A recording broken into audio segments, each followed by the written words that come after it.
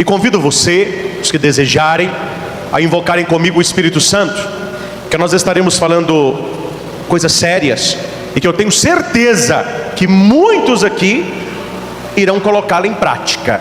Que nem todos que aqui estão acreditam, mas os que acreditam vão colocar a palavra de Deus em prática, e você verá os frutos acontecerem, e você dará um testemunho de como Deus luta a seu favor, se você é verdadeiro a seus olhos.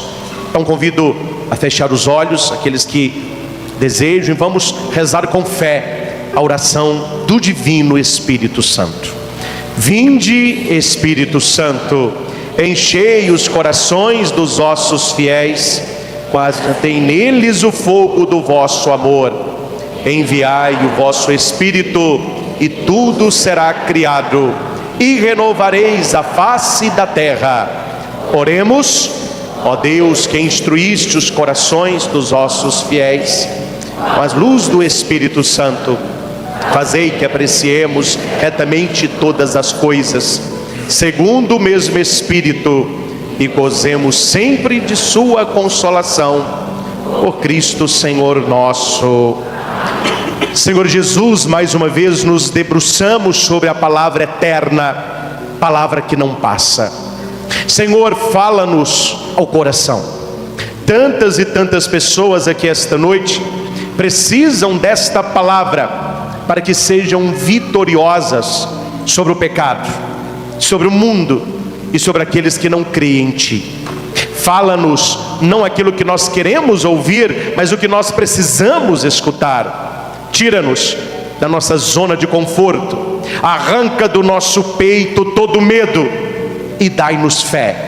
Dai-nos, Senhor, uma visão profética, dai-nos, Senhor, uma visão sobrenatural de tudo aquilo que nós estamos vivendo, porque o mundo não é apenas aquilo que vemos, mas é principalmente o que nós não vemos. Como diz São Paulo, nós não devemos lutar contra homens de carne, mas contra os espíritos malignos que pairam nos ares. Dai-nos a sabedoria, dai-nos a paciência de esperar o Teu tempo e a Tua hora, e abra a nossa mente e o coração para que possamos tomar posse desta palavra que agora será proclamada e partilhada. Pedimos tudo isso em nome de Jesus. Amém. Amém? Amém. Meus irmãos, eu não vou ler tudo porque é um texto longo, mas neste tempo que nós temos dará tempo para explicá-lo.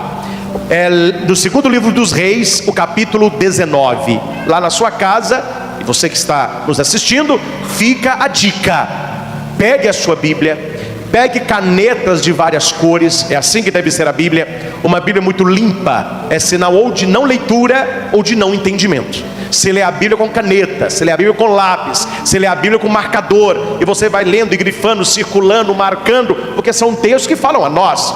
Quando você lê um texto que aconteceu há 2.000 anos, 3.000 anos atrás, você não precisa marcar nada, isso é uma história. Mas quando você lê a palavra de Deus, escrita no Espírito Santo, e você se coloca no texto, aí ele já não é mais lá de trás, ele é agora, ele é perene, ele é para você. Então a pregação de hoje fala sobre Senaqueribe e Ezequias. Para mim, Senaqueribe é a pessoa arrogante, pessoa que acha que ela se basta, é a pessoa que crê que ela é o início de todas as coisas, é a pessoa que não tem fé, ela acredita no esforço dela. E Ezequias é o homem que confia em Deus. Senaqueribe, ele vê o mundo apenas por uma ótica humana. Ezequias, ele vê o mundo numa ótica de Deus. Então nós podemos, claro que podemos, pegar este texto e lê-lo e contextualizá-lo no nosso momento atual. Esta é a beleza da Bíblia, isso é a palavra de Deus. Quem leu ano passado, a sua vovó, quando ela tinha 15 anos, quando o seu bisavô estava na catequese, os homens que viveram há 300 anos atrás, há 1000 anos atrás, há 1900 anos atrás, eles leram esse texto que nós vamos ler aqui. E naquela época, e no contexto deles, eles acharam esperança. E muitos descobriram nas entrelinhas segredos para a vitória. Só dá um cutucão aqui. Interessante. o padre lê um texto desse e mostra o caminho, tem gente que não acredita na palavra de Deus, mas compra livro aí de autoajuda, de pensamento e a pessoa fala, isso eu vou fazer, porque vai dar certo. A pessoa vai no médico, alguém que estudou para aquilo, e ele fala, você vai tomar isso. A gente toma, ou não toma? E como toma, né? Ele manda fazer um exame, a gente faz. Você vai no lugar aí que você está com multa, ou está com problema na justiça, e a pessoa te orienta o que deve ser feito para melhorar aquela situação ou resolver. A gente faz. Se vier uma multa, a gente paga. Se tiver que viajar longe para não perder o carro, a carteira, a gente viaja. Porque nós acreditamos que aquilo vai resolver. Aí você vai numa igreja, como nós estamos aqui, você ouve um ministro de Deus pregar uma palavra, e tem gente que acredita mais no livro, mais em programa de televisão, e não acredita que a palavra funciona. São tempos difíceis que nós estamos vivendo, onde livros de autoajuda, eu acredito em autoajuda, mas eu acredito muito mais numa ajuda do alto. Eu acredito nessa parceria entre mente, emoção e atitude com o pressuposto da fé, da crença, da graça. Eu não posso ser o meu início e o meu fim. Eu não posso ser a balança da minha própria existência, porque eu não me criei, então eu não vivo para mim, eu vivo para o Senhor. A palavra diz isso, nós não vivemos para nós mesmos, nós vivemos para o Senhor. E não importa se vivemos ou se morremos, porque quem é do Senhor, vivo ou morto, pertence a Ele. Então acredite nessa palavra, aplique na sua vida esta palavra. Eu estou com vocês aqui toda quarta, vocês me conhecem. Se fosse uma história de carochinha só para enrolar tempo, eu não falaria o que eu vou falar hoje, porque funciona. E se você fizer, você verá a graça de Deus na tua casa e na tua história. A história aqui na Bíblia, capítulo 19, segundo livro de Reis, fala de um rei assírio. Ele está contra o povo de Deus, que se encontra em Jerusalém. Vamos colocar aqui só para você entender a comparação. A Síria, neste texto, são aquelas pessoas que não acreditam na graça de Deus, não acreditam que essa palavra funciona. E quem está em Jerusalém é porque acredita na graça de Deus. Senaqueribe, ele foi conquistando todos os reinos conhecidos. Para você entender quem era ele para ele mesmo, ele era imbatível, indestrutível, e temível e terrível. Quando os reis, os outros reis, ouviam o nome Senaqueribe, eles tremiam, porque ele veio devastando e conquistando a todos. E quem não rendia antes da batalha, porque ele ainda fazia isso, olha, vocês me conhecem, vocês sabem o exército que eu tenho, vocês sabem quem eu sou, não sabem? Os outros, então não luta, já desiste. Vocês vão tirar a bandeira de vocês, colocam o meu estandarte, paguem os impostos, me deem os melhores soldados e terras e ouro, e está tudo resolvido. E a maioria fazia. Os que lutavam, ele matava os homens, matava os maridos, colocavam as mulheres para escravas na cozinha, estupravam as adolescentes e jovens e colocavam como escravas para limpar os palácios as crianças. Era um homem temível. E ele foi. E tem gente que vai, não é? E ele se achava. Tem gente que se acha, e vai crescendo. E ele se achava, até que ele foi chegando perto de Jerusalém. E como ele veio conquistando tudo, aqui é apenas mais um. E ele manda uma carta para Ezequias. E o mensageiro que levou a carta já mostra o que estava na cabeça de Senaqueribe. Olha o que o mensageiro diz para Ezequias: o rei dos reis, no caso aqui Senaqueribe, manda te dizer: não te seduza o teu Deus. E eu fui pesquisar esse texto, e o verbo aqui seduzir equivale a enganar. Olha que homem atrevido. Não deixe o seu Deus te enganar, porque você confia nele, pensando: Jerusalém não será entregue na mão de um rei assírio, porque tu mesmo tens ouvido o que os reis da Síria fizeram a todas as nações e como as devastaram. Você acha que só tu vais te salvar? Se eu acabei com todos, destruí a todos, aniquilei a todos, o que você tem de diferente? E não pensa que esse seu Deus Zeco aí vai te salvar, não. Ele está te enganando. Você está confiando no Deus que não resolve. Eu não sei se você já escutou essa frase. Você por que você reza tanto? Esse negócio não vai resolver. Você fica gastando esse tempo todo, toda quarta-feira, escutando aquela missa que começa e não acaba. Esse Deus não vai resolver. Você que não vai resolver seus problemas para ver se Deus vai te ajudar. Quem nunca escutou coisa semelhante pode jogar a primeira pedra.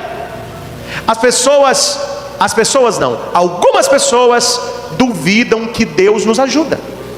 Elas acham que Deus está só na arquibancada torcendo, e seja qual o time que ganhar, está valendo.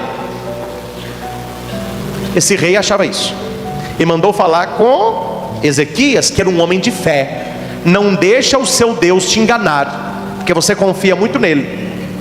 Veja quantos reinos eu destruí, por que eu não vou destruir você? Contextualizando a palavra, é mais ou menos assim: veja quantos maridos estão traindo a esposa. O seu é só questão de tempo. Veja quantas namoradas chifram o namorado. A sua é só questão de tempo.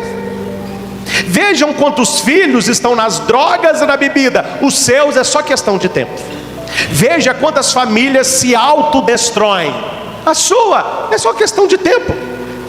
Pense aqui não apenas em um rei, mas no pecado em si, na maldade em si. Se a maldade entrou em tantas famílias, por que não vai entrar na sua? Se tantos homens traíram a mulher, por que o seu não vai trair? Se tantas namoradas abandonaram o namorado por WhatsApp, por que a sua vai permanecer? Se tantos jovens estão padecendo, morrendo, sofrendo, por que os seus filhos não vai ser assim? Entendeu qual a palavra? É para te colocar para baixo, porque Ele está tirando a nossa força, que é Deus. Sem Deus estamos fadados ao fracasso. Ezequias pegou esta carta e a leu novamente. Estava escrito isso: não deixe o teu Deus te enganar. Você confia num Deus que não vai te ajudar. Você acha que Jerusalém não será entregue? Ela já está sitiada. Ela já está sitiada. E não é 1, 2, 3. Você tem quantos soldados aí? 1.000? 5.000? 15.000? Eu tenho 185.000. E já estamos cercando. O que seu Deus vai fazer? Onde eu tenho passado, eu acabo com tudo. O que você tem de diferente? Gente, se você não acreditar que o seu batismo te faz diferente, se você não acreditar que a missa que você participa te faz diferente, se você não acreditar que o Espírito que está em você, porque eu acredito nisso que Jesus disse: vós sois templo dele. Se você não se considera alguém diferente aos olhos de Deus, para que lutar contra o pecado? Para que confiar em Deus somente de boca? Para que vir aqui? Nós não somos todo mundo. Nós somos filhos do Deus Altíssimo. Nós somos salvos por Jesus. Nós somos templo do Espírito. Então repita: eu não sou todo mundo. E porque você não é todo mundo, você tem que parar com essa: ah, mas todo mundo faz. Ah, mas todo mundo está fazendo. Todo mundo está usando. Só que esse todo mundo é na cabeça de Senaqueribe, alguém que tem um olhar humano para a história. Só que nós estamos na turma de Ezequias, aquele que confia em Deus. Agora eu quero colocar você no local de Ezequias. Vamos trocar a cidade de Jerusalém pela sua família, pelo seu casamento, pelo seu trabalho, pelo seu namoro, pela sua faculdade, pelo seu sonho. Talvez você não receba uma carta, mas há pessoas que ao seu redor dizem para você que não vai dar certo. Esse namoro não vai dar certo. O Enem que você tanto sonha não vai dar certo. A empresa que você quer abrir, não abra, não vai dar certo. A sua família, é questão de tempo, também não vai dar certo. A pessoa vai dizer assim: para de falar a palavra negativa. eu acredito que vai dar certo. Aí alguém diz para você assim: assista jornal. Isso acontece com todo mundo. O que você tem de diferente dos outros? Foi a pergunta que Senaqueribe fez para Ezequias: o que você tem de diferente dos outros? Ele não sabia, mas ele não sabia porque ele só via o humano, ele não via o sobrenatural. E quando você tem fé, e quando você vem à igreja, pressupõe que você acredite no sobrenatural. Quem aqui tem fé? Pode abaixar. Se você tem fé, você acredita em coisa que ninguém acredita. Estou mentindo? Não. Ô padre, oi, benzo o meu tercinho? Benzo. Muito obrigado. Quem não tem fé, para que o padre fez um mais assim? Você está achando que resolveu alguma coisa? Não é não? Porque ele só vê o que o olho vê. Para que batizar menino? Levar menino para o padre jogar água na cabeça dele? A água joga aqui mesmo. É a turma do Senaqueribe. Eles só veem o material, eles não veem o espiritual.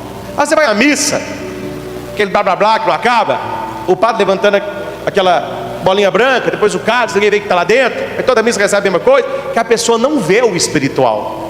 Para que casar? Casar e juntar é a mesma coisa. Amigado com fé é casado, é. Para que ir na igreja, receber bênção? Faz do seu jeito mesmo. É a turma do Senaqueribe. Ele só vê o que os olhos veem.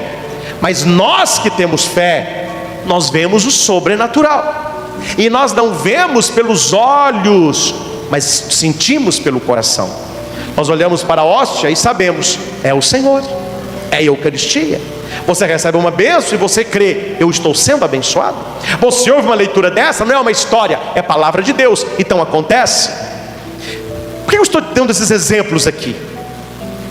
Porque quando aparecer problemas na sua vida, ou na vida de quem você conhece, fica olhando o que a pessoa faz. O que ela faz vai te mostrar se ela é da turma de Ezequias, quem tem fé, ou se ela é da turma de Senaqueribe, aquele que só resolve a coisa na porrada do jeito dele. Ou é do meu jeito ou não é de jeito nenhum. Ou não tem gente assim. Ou todo mundo que tem problema está procurando a Deus. Todo mundo que está perdendo lá fora está dobrando o joelho em oração. Não é o que nós temos visto. Ezequias tomou a carta e leu-a. Se fosse você, qual seria o sentimento do seu coração? Eu comentei isso aqui com uma pessoa. A pessoa falou: padre, eu não vou falar a palavra, mas eu estaria borrado. Quer dizer, aquele óleo, né? A pessoa falou: meu Deus, eu dentro de um lugar com 185 mil soldados em volta, o que eu poderia fazer? Vamos ao segredo. 1, 2, 3. 3 segredinhos. Ah, padre, é só isso? Quero ver fazer. Eu quero ver aparecer na sua vida um problemaço desse aqui, que você não consegue resolver, e você fazer isso aqui. Primeiro, ele pegou a carta, não teve depressão, não desmaiou, não fez escândalo, não fez barraco. Não. Ezequias tomou a carta e leu-a. Depois, primeiro, subiu ao templo do Senhor. Qual é o primeiro segredo? Primeiro segredo: subir ao templo do Senhor. Qual é o primeiro segredo? Aqui é um templo do Senhor. Ou seja, você está com um problema na vida, não se afaste do templo do Senhor. Não se afaste da sua comunidade. Tem 3 tipos de pessoas que rezam. Vocês conhecem as 3? Tem gente que reza só quando as coisas vão más. Tem gente que reza só quando tudo está bom. E tem gente que reza. A gente tem que ser o terceiro tipo. É o que reza. Eu não aponto ninguém porque eu não conheço assim todo mundo. Aí tem gente que chega na missa e fica assim, ó, olhando quem está. Aí de vez em quando vê uma figura diferente, fala assim: nossa senhora, não olha agora não, mas é no terceiro banco no meio, à direita, olha lá. Depois eu comento. A pessoa despista, né, fingindo olhando no relógio assim, ó. Comadre, eu não sabia que esse cara rezava. Mas comadre, não reza não. É porque o trem tá feio. Se começou a rezar, pode saber que está lascado. São pessoas que você não vê rezando. Você não vê rezando.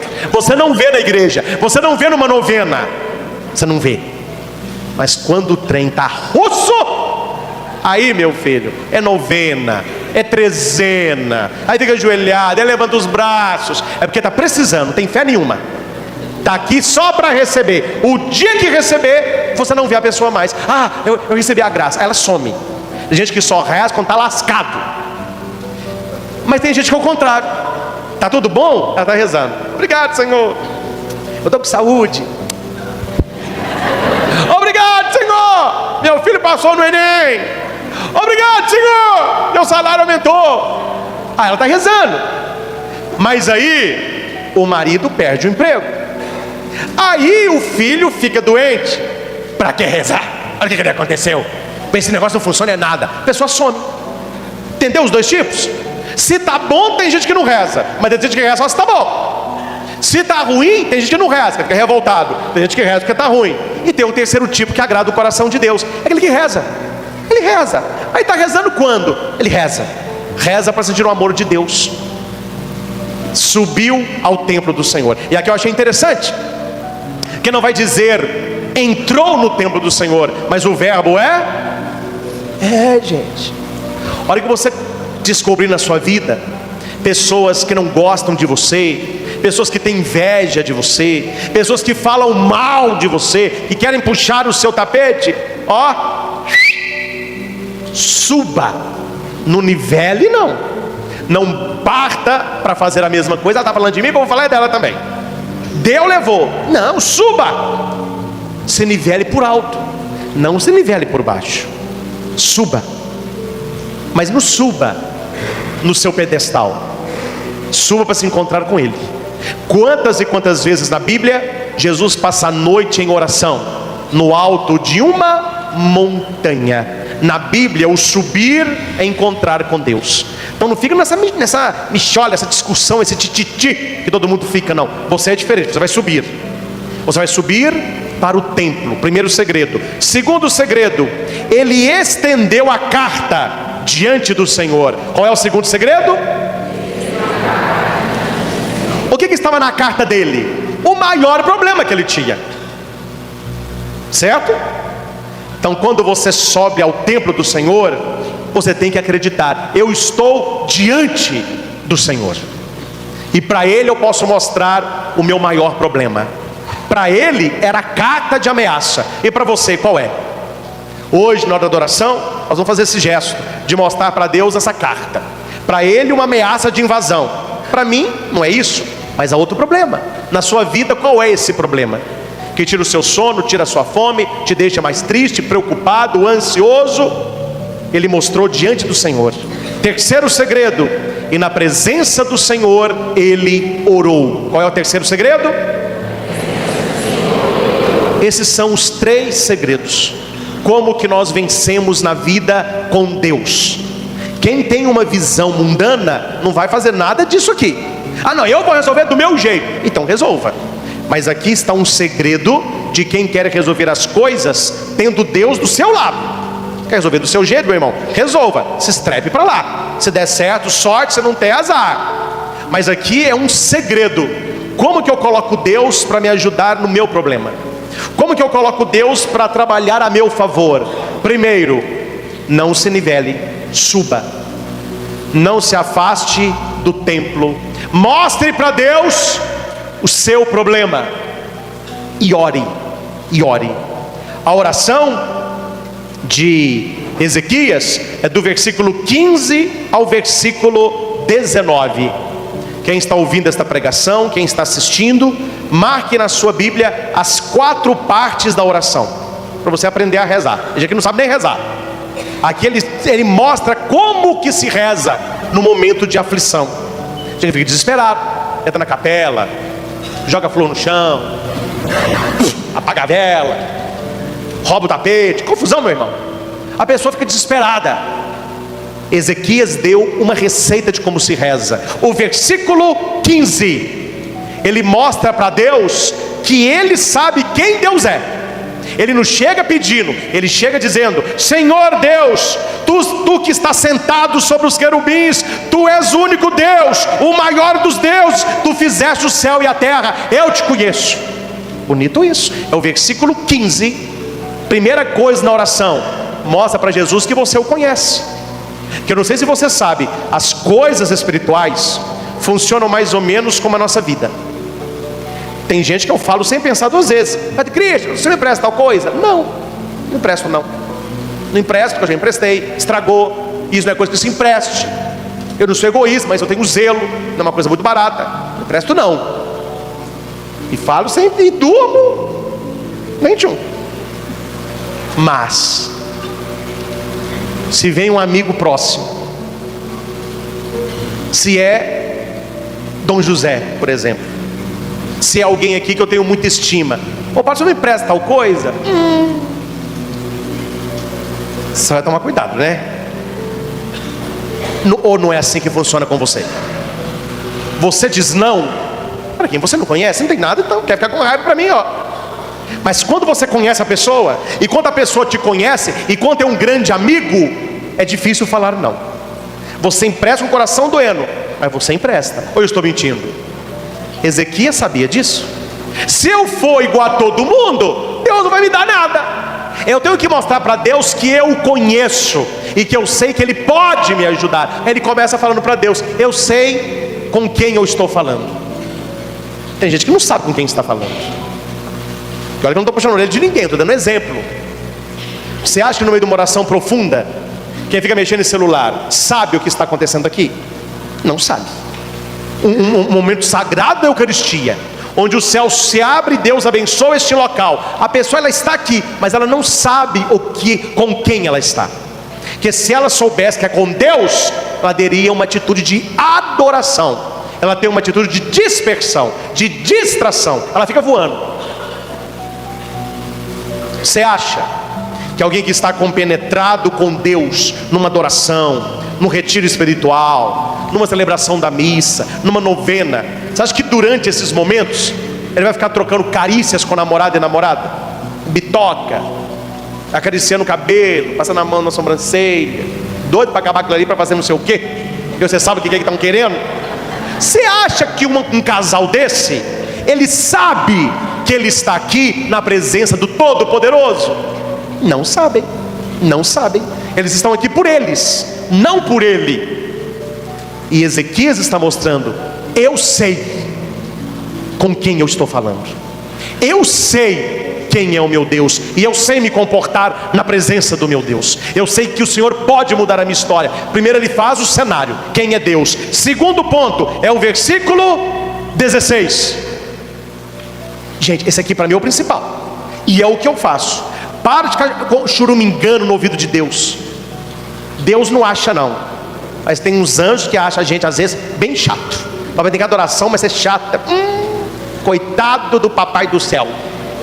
Ezequias, ele não é um blá blá blá. Tem gente: ah padre, eu não fofoco com ninguém. Não, você fica fofocando no ouvido de Deus.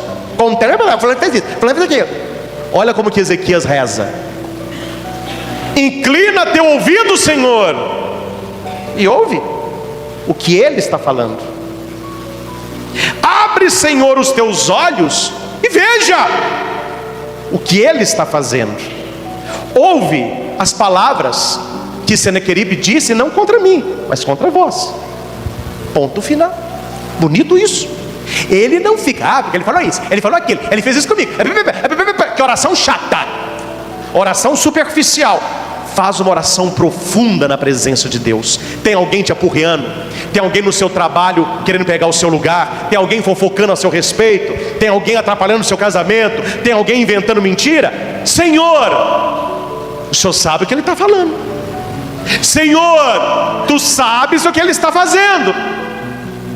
Eu te entrego isso, Senhor. Eu não estou te pedindo nada, mas o Senhor está vendo o que Ele está falando, o que Ele está fazendo. Entendeu como uma oração profunda? Ele não está pedindo nada. Ele falou: Senhor, vá lá, não acredite em mim não, mas vai lá e veja o que Ele está fazendo, o que Ele está falando. Fala para Deus isso: Senhor, eu estou trabalhando nesse lugar, estou dando esse relacionamento, estou estudando, mas veja o que tal pessoa está falando, veja o que tal pessoa está fazendo comigo. Não vou falar que o Senhor já sabe, mas veja. Vem a terceira parte, são 2 versículos, 16 e 18. Ele vai informar a Deus por que Ele está ali. Eu não estou aqui, Senhor, porque eu sou fraco, não. Eu não estou aqui, Senhor, porque eu não quero resolver o meu problema, não. Porque o que eu estou com, estou resolvendo.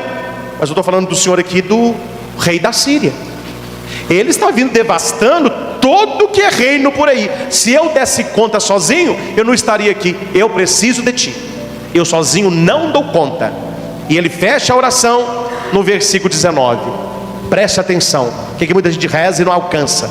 Profundo isso aqui. Mas agora, Senhor, livra-me de suas mãos. Pensa, depois nós vamos rezar. Você quer se livrar de que hoje? Livra-me. Para quê? Para quê?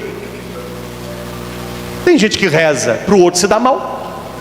Ô Senhor, fulano de tal quer tirar o meu trabalho, que ele perca o dele. Que coração que é esse? Que espírito que é esse? Alguém que reza pedindo coisas ruins para os outros. Tem um texto bíblico, eu não vou entrar nele, mas Jesus pede que os discípulos preparem para ele uma moradia na Samaria. Quando os discípulos vão lá e eles ficam sabendo que eles são judeus e que estão indo para Jerusalém, eles não arrumam nada. E os discípulos voltam com raiva e falam com Jesus assim: Senhor, até os discípulos, gente, eles não quiseram nos receber. Eles não quiseram te receber, Senhor. Senhor, queres que oremos ao Pai para que ele jogue bola de fogo lá e acabe com tudo? Já os discípulos. Aí Jesus falou assim: tá dose, hein? Está dose para minha conta, né? Tá dose, hein? Ele disse para os discípulos: não sei de que espírito sois. Está na Bíblia isso. Jesus disse para eles: eu não estou entendendo de que espírito vocês têm dentro do coração. Eu estou aqui perdoando, fazendo bem, pregando a justiça, quando você quer destruir o outro, só porque o outro não gosta da gente. E aqui para nós, tem gente que só consegue conviver com quem gosta dele.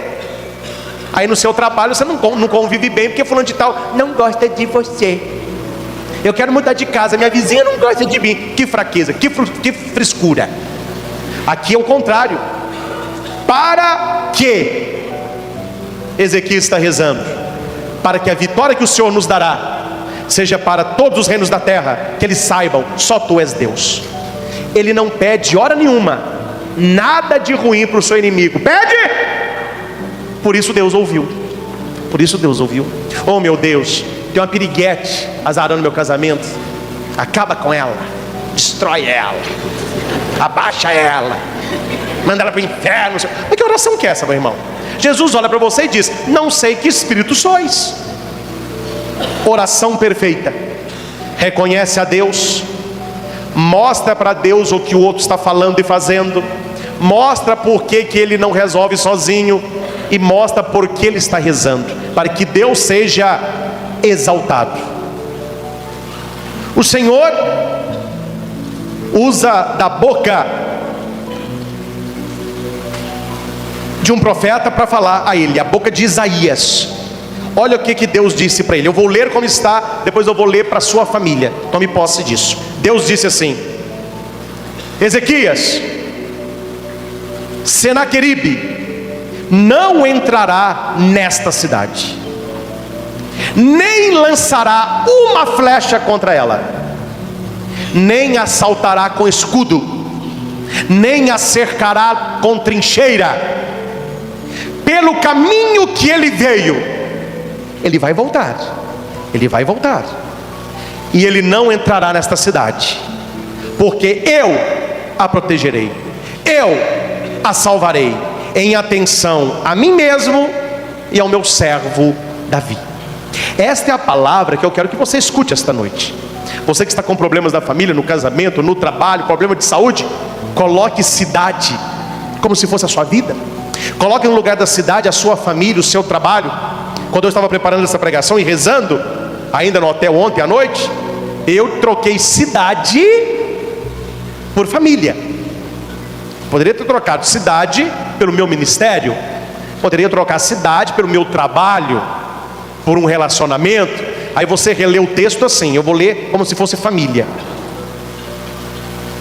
Deus disse ao Christian, porque agora não é mais Ezequias, sou eu quero essa palavra: o mal não entrará na sua casa, na sua família, nenhuma flecha, nenhuma maldade eu permitirei que seja lançada sobre a sua casa. O pecado não lhe assaltará, o mal não te cercará. Pelo caminho que o invejoso vier, ele voltará, e ele não te fará mal. Protegerei a tua família, salvarei a tua família, em atenção a mim mesmo e em atenção a você, que é um homem de fé. Ponto final. Uma palavra profética. Isso é que é você tomar posse da palavra. Eu acredito nisso. Essa palavra não é mais para Ezequias, essa palavra é para mim. Aí você coloca a cidade e o momento que você está vivendo. Pronto, nessa hora Ezequias acreditou. Ele acreditou. Os soldados largaram as armas, falou: pode descansar, está resolvido o problema, estamos na segurança. Eles acreditaram em Deus. Naquela mesma noite, olha que bonito, saiu o anjo do Senhor. Quantos anjos? Quantos anjos? Gente, você já tem um anjo, ou não tem? Se você não tem, coitadinho, eu tenho. E o meu eu tento fortalecê-lo. Esse é o tema do nosso retiro das rosas. Os anjos. Entrar em contato com o nosso anjo, ter intimidade com o anjo da guarda, fortalecê-lo. Tem gente que acredita que anjo da guarda é só criança de catequese que acredita. Aí você cresce com esse anjo aí, coitado, despenado, isolado, esquecido. Você fica lá tentando fazer alguma coisa, mas tá difícil o negócio. Eu tenho um anjo, a palavra diz: darei um anjo para te guardar. Então nós temos um segurança particular, um anjo olha aí, é para guardar. Saiu o anjo do Senhor. Quantos anjos? Então só o seu anjo dá conta do recado. Ele foi no acampamento assírio. Um anjo exterminou 185 mil homens. Senaqueribe, rei da Síria, voltou pelo mesmo caminho que veio, com pavor e tremor. O poder de Deus pôs o inimigo para correr, destruindo aquilo que para ele era uma força. O exército aqui pode ser o quê? Posso dar um exemplo mais concreto ou vocês não querem? Quer que desenhe? Atendi um dia desse uma moça, fez isso aqui, ó, para trabalhar numa empresa grande em BH. O sonho dela é crescer lá. Ela entrou por mérito, passou em primeiro lugar na seleção. E ela foi trabalhar com a gerência, já entrou na gerência. E uma das secretárias, ela é secretária, a outra secretária é amante do dono da empresa. O homem é casado, a secretária é amante dele. E essa secretária não foi com a cara dela. Qual é o poder que a secretária tem sobre a outra? Ela está com o dono da empresa nas mãos. No contexto da pregação de hoje, o exército que a secretária, que essa moça está enfrentando na empresa, é o dono da empresa, porque ele, se for para escolher, vai escolher qual das duas? Entendeu um exemplo concreto? Este exército que Senaqueribe tinha é a pessoa que está contra você. O que ela tem a favor? Talvez ela na empresa tenha um cargo maior. Talvez ela seja mais esperta que você, ela seja muito mais falsa, ela consegue agradar os outros, e você que é o certo fica como errado. Ela tem a mentira, a calúnia. Mas quando um anjo só se levantar, quando Deus olhar para você e atender a sua oração, você que subiu para o templo, mostrou o problema e orou, a vitória lhe será dada. Este é o texto que eu gostaria que você rezasse em casa, que você lesse em casa, e que você se colocasse no local de Ezequias, no lugar de Ezequias, vivendo o que este homem estava vivendo. 185 mil contra ele. Ele falou assim: não sabe de nada. Não sabe de nada. Porque com ele é maioria absoluta. Eu prefiro eu estar com ele do que eu estar com 185, porque um anjo só acabou com tudo. Aí eu quero só abrir um parênteses que eu fico imaginando. A Bíblia diz que ninguém sabe o dia ou a hora que o Senhor voltará. E quando o Senhor voltar, com ele virão anjos, arcanjos, querubins, serafins, potestades. O ser humano não conhece o poder do céu. Pintar o céu é uma coisa muito assim, nuvem branca, aqueles anjinhos gordinhos voando. O pessoal acha que céu é esse negocinho de desenho animado.